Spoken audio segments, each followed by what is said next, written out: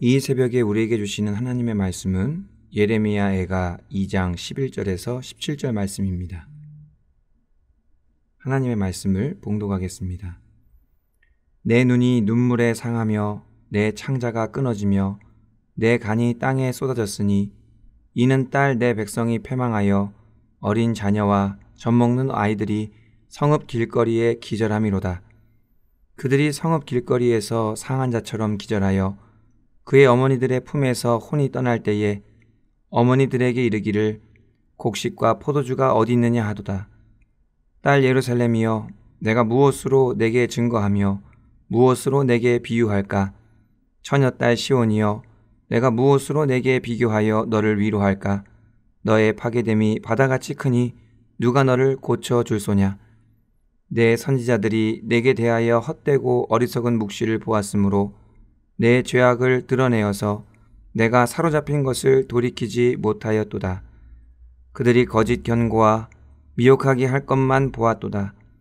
모든 지나가는 자들이 다 너를 향하여 박수치며 딸 예루살렘을 향하여 비웃고 머리를 흔들며 말하기를 온전한 영광이라, 모든 세상 사람들의 기쁨이라 일컫던 성이 이 성이냐 하며, 내 모든 원수들은 너를 향하여 그들의 입을 벌리며 비웃고 이를 갈며 말하기를 우리가 그를 삼켰도다. 우리가 바라던 날이 과연 이 날이라.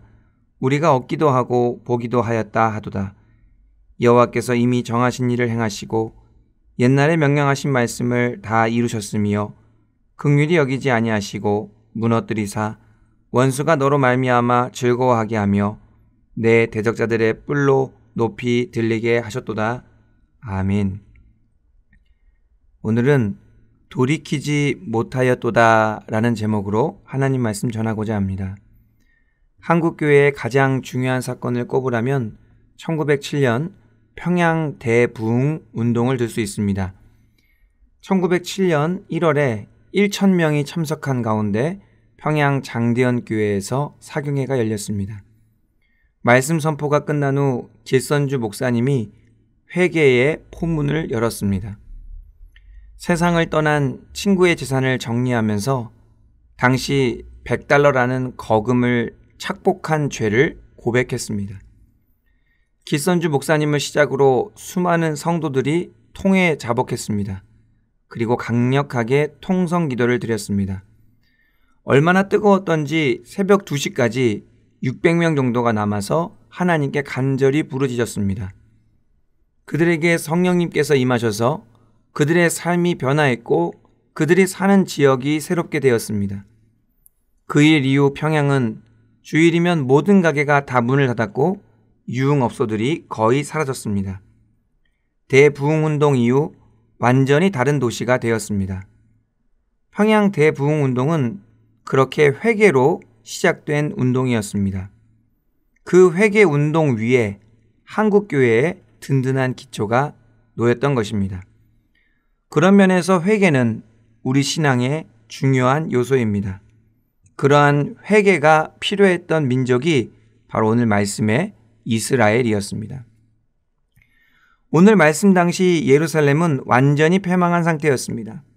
얼마나 절망적이었던지 예레미야가 예루살렘을 보고 너무 가슴 아파합니다. 예레미야가 너무 많은 눈물을 흘려서 눈이 상할 정도였다라고 말합니다. 창자가 끊어지고 간이 땅에 쏟아져 나올 정도로 고통스러웠다고 합니다. 예루살렘의 어린 자녀들과 젖먹는 아이들이 길거리에 널브러져 있었습니다. 그들은 어머니의 품에서 곡식과 포도주는 어디 있나요? 라고 말하며 죽어가고 있었습니다. 예레미야가 이런 상황을 바라보니까 어떻게 위로할 수도 없고 아무 말도 할 수 없었습니다. 어느 누구도 그들의 큰 상처를 치유할 수 없을 것 같다고 고백합니다. 예레미야가 자신의 민족을 바라보며 절망하고 있을 때 이방 나라들은 예루살렘을 조롱합니다. 예루살렘의 무너짐을 보며 박수치고 비웃고 머리를 흔들며 말하기를 온전한 영광이라, 모든 세상 사람들의 기쁨이라 일컫던 성이 이 성이냐 합니다. 하나님의 백성이 비참한 상태에 빠져 참담하게 수치를 당하는 것입니다. 예레미야는 이러한 상황을 두고 하나님께서 이미 말씀하신 대로 다 이루어진 것이라고 말합니다. 하나님께서 이미 예전에 이스라엘 백성에게 분명하게 말씀하신 적이 있었습니다. 하나님의 율례와 법도를 잘 순종하면 복에 복을 더할 것이다. 그러나 그렇지 않으면 저주에 저주를 더할 것이다. 예루살렘이 무너지고 너희 자녀들은 굶어 죽게 되고 원수들에게 끔찍한 수치를 당하고 포로로 끌려갈 것이라고 이미 다 말씀하셨었습니다. 그리고 말씀하신 대로 그 모든 것이 이루어지게 된 것입니다. 그런데 여기서 주목해야 할 부분이 있습니다. 예레미야가 이스라엘이 이렇게 된 결정적인 이유에 대해 언급하는 부분입니다. 14절 말씀입니다. 내 선지자들이 내게 대하여 헛되고 어리석은 묵시를 보았으므로 내 죄악을 드러내어서 내가 사로잡힌 것을 돌이키지 못하였도다. 그들이 거짓 경고와 미혹하게 할 것만 보았도다. 하나님께서 택하신 거룩한 이스라엘이 이렇게 비참한 상태에 빠진 것은 아름답고 찬란하던 예루살렘 성이 완전히 무너져 내린 것은 무엇보다도 선지자들의 문제였습니다. 당시에 선지자들이 헛되고 어리석은 묵시를 보고 헛되고 어리석은 것을 전했기 때문입니다. 그들은 이스라엘의 죄악을 드러내지도 못했고 그들이 포로로 잡혀가는 것을 막지도 못했습니다. 오히려 거짓 경고와 미혹하는 예언으로 이스라엘을 현혹시켰습니다. 이러한 선지자들의 문제가 예루살렘의 패망과 직결된 것입니다. 선지자의 역할이 무엇입니까? 하나님의 말씀을 전하는 것입니다. 선지자를 예언자라고도 하는데 예언자는 미래를 예언하는 사람이 아니라 하나님의 말씀, 하나님의 뜻을 분명하게 전하는 사람입니다. 백성이 죄와 허물에 빠져 있을 때 불방망이 같은 하나님을 전하는 사람이 선지자입니다. 죄를 책망하고 올바른 길을 권면하여 참된 소망을 주는 사람이 선지자입니다. 그러다 보니 참된 선지자는 항상 핍박을 당합니다. 죄를 지적하다가 환난을 당하고 끔찍하게 죽임을 당하기까지 합니다. 그들은 생명을 걸고 백성을 올바른 길로 돌이키는 역할을 감당하는 사람들이었습니다. 그들은 회개를 촉구하는 사람들이었습니다. 그런데 예레미야 당시의 선지자들이 그 역할을 제대로 못했다는 것입니다.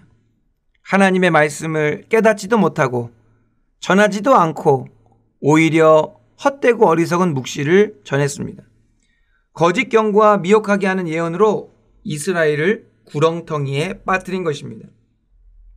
이스라엘이 결정적으로 망하게 된 데에는 그들의 역할이 컸다는 것입니다. 맹인이 맹인을 인도한 꼴이 된 것입니다. 선지자들이 목숨 바쳐 하나님의 뜻을 잘 전했더라면, 이스라엘을 회개하게 하고 하나님께 돌이키게 했더라면 이런 끔찍한 상황은 피했을 수도 있습니다. 이스라엘은 끝까지 회개하지 않았고 결국 값비싼 대가를 치르게 된 것입니다. 하나님께서는 회개하는 이들에게 자비를 베풀어 주십니다. 평양 대부흥의 사건 때 길선주 목사님처럼 비록 주홍빛 같은 붉은 죄를 지었다 하더라도 회개하면 하나님께서는 눈과 같이 희게 해주십니다. 뿐만 아니라 회개하면 부흥의 불길도 허락하여 주셔서 새로운 삶을 살게 하고 공동체와 지역사회가 변화되는 놀라운 일을 허락해 주십니다. 그러나 회개하지 않으면 갈 수 있는 길이 하나밖에 없습니다. 멸망밖에 없는 것입니다. 돌이키지 않으면 하나님께서 이미 정하신 대로 패망의 길을 걸어가게 되는 것입니다. 그러기에 회개가 중요합니다. 16세기 종교개혁 당시에 참된 교회의 표지가 무엇이냐는 논쟁이 있었습니다. 로마 가톨릭 교회와 참교회를 구별하려다 보니 이런 논쟁이 생긴 것이죠. 참된 교회는 무엇이 있느냐는 것입니다. 가장 대표적인 교리가 참된 교회에는 보이지 않는 말씀과 보이는 말씀이 있다는 것입니다. 진리의 말씀이 올바르게 선포되고 그 말씀을 따라서 보이는 말씀인 올바른 성찬식이 거행되는 곳이 바로 참된 교회인 것입니다. 그런데 한 가지 더 중요한 교회의 표지가 있었습니다. 그것은 바로 교회의 칠이었습니다. 하나님의 말씀을 따라 잘못된 것을 드러내고 올바르게 바로잡는 것을 칠이라고 합니다. 그 칠이가 있어야 진정한 교회라는 것입니다. 교회는 연약하고 부족한 사람들이 모인 공동체입니다.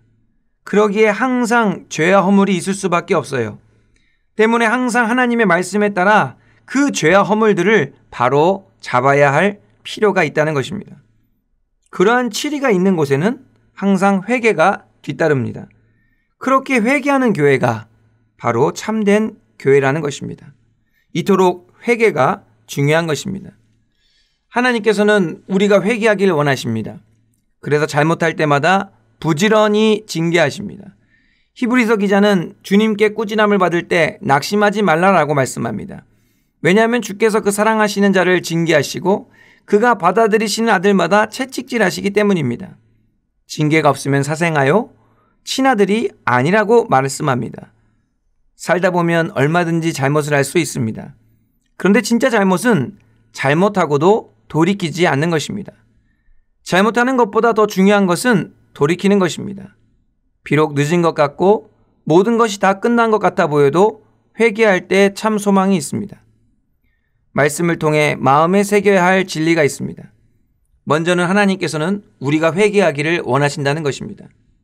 우리의 연약함과 부족함을 겸손하게 인정하고 하나님을 의지함으로 죄와 허물을 이겨내기를 원하십니다.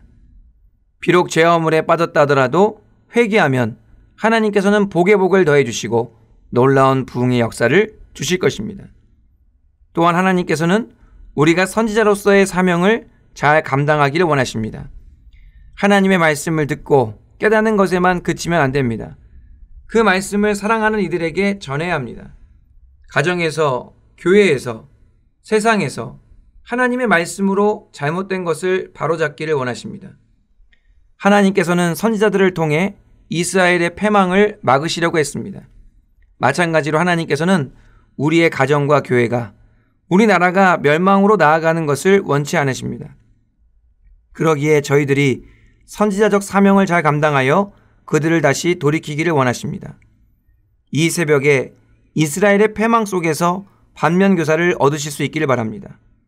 그리하여 하나님을 기쁘시게 해드리는 선지자적 사명을 잘 감당하기로 결단하는 저와 여러분들이 되기를 간절히 바랍니다. 기도하겠습니다. 거룩하신 하나님 아버지, 감사합니다. 말씀을 통하여 회개의 중요성을 깨닫고 우리의 삶을 되돌아보게 하시니 감사를 드립니다. 죄악에서 돌아서지 못했던 이스라엘의 길을 밟지 않게 하여 주시옵소서. 통에 자복하며 언제나 하나님만을 따라가게 하여 주시옵소서. 또한 우리 가정과 교회와 나라를 위해 기도하는 저희가 되게 하여 주시옵소서. 사랑으로 바로잡고 모두가 올바른 방향으로 나아갈 수 있도록 힘쓰는 저희가 되게 하여 주시옵소서. 그리하여 벼랑 끝에서 임하는 하나님의 회복과 부흥의 역사를 경험하게 하여 주시옵소서. 그 일을 위하여 귀하게 쓰임받는 영혼의 복된 성도님들이 다 되게 하여 주시옵소서. 예수님의 이름으로 기도하옵나이다. 아멘.